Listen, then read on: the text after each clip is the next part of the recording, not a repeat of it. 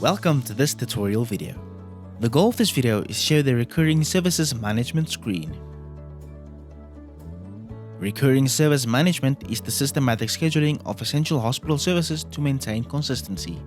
It reminds staff of when and how to perform tasks like monitoring patients, changing linens, and more, ensuring consistent care and task completion.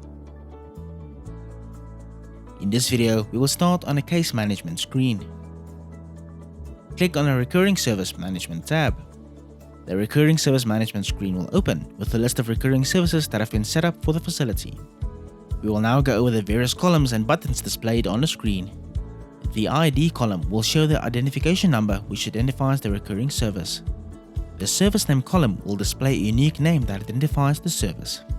The description column refers to information relating to what the service entails and what needs to be done. View Scheduled Recurring Service will allow you to see a list of all recurring services which have already been booked. For more information regarding this, please refer to the View Scheduled Recurring Services user manual linked in this video's description. New Recurring Service will allow you to create a new recurring service. For more information regarding this, please refer to Create a New Recurring Service user manual linked in this video's description. Click on a recurring service from the list displayed.